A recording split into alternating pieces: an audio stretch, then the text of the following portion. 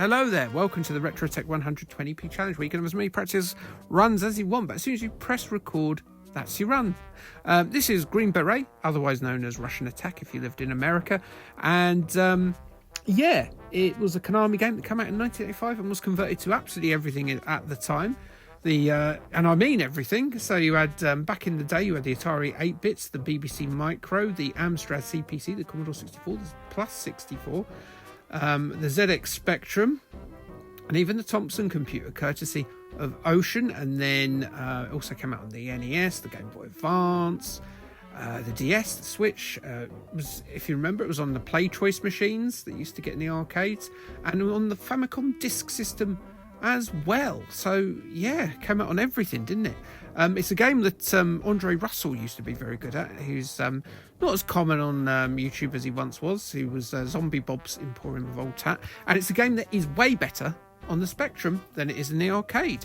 Although, to be honest, there's not a lot of difference between the two, and this plays just as well. It's set up for a Spectrum game though, because it's quite simple to play and it's got up to jump. It's a bit annoying in the arcades when you have up to jump because you're used to jump buttons, but it's fine, I suppose. Quite a good game. I don't think it's got any detractors in the world, but it's one of those that sometimes it's easy to get overwhelmed if you've got adversaries coming from both sides. No matter how quick this double hard fella is with a knife, I mean, you've got to be pretty tough to go up against the entire Russian army and go into the battlefield with just a penknife, or whatever those knives are called. It's not a penknife, is it? Because it's big. Those big stabby knives with serrated edges that the army folk have for when they want to cut someone up good. But yeah, not very good at it, as you may have just seen. My first go is over. So we need to get to general facts of the week, don't we, before time runs away from us. And we've covered a famous Russian before, and they're all a bit devious. They're historical figures. So we're going to have a look at Catherine the Great, another famous Russian pervert. She was married, but still, along the lines, had between 12 and 22 male lovers. At the time, she wrote, "My heart is loath to remain even 1 hour without love." And all these suitors, and indeed unsuitables, were either usually noblemen or military men such as Gregory Potemkin. But rumours were abound that she wasn't just sort of voracious in her sexual appetite, she was a bit wrong as well. You may have heard, and I think I've done a genital facts on this in the past, that she might have had sexual altercations, or relations, not altercations, I'm sure. She might have had a fight with a horse, I don't know, but yes, with a horse.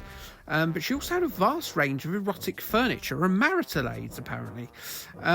And when she was going to sleep, she might have been a bit of an nymphomaniac, and when she was going to sleep with one of her conquests, she had a friend, a countess, basically vet them to see if they were any good in the sack.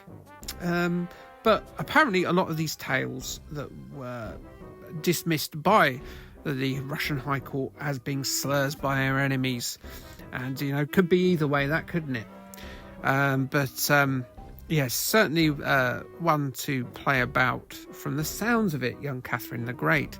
What we've got coming up on the channel this week is Royal Rumble week. If you're watching this, the week it goes out, so we've got covering the Dreamcast and arcade version of Royal Rumble, which was it's the last ever arcade WWE game, so there's that. So have a look at also other people's games on the channel, because on their channels, because this is one of those games that, although I'm not very good at it, it's sort of, if you've got a modicum of skill, you can get quite far in it, like Andre Russell used to do on the Spectrum version. I just happen to be not very good at it, although that little jump there was pretty damn clutch, even if I didn't mean it. So yeah, worth having a look at the other, and what a game to jump onto if you've never played in this challenge before, and if you want to join in and see if you're noted as the best Green Bay player in the whole of Facebookerdom, which is like Christendom, then you can show off there, as I'm just about to get kicked in the face by a Kung Fu man. And that's the end of my go. In the end, he was an incredibly tough man who took out hundreds of men just using a knife, but was ultimately taken down by a kick to the face. So there we are. Yes, anyway, like, subscribe, and Kay, thanks, bye.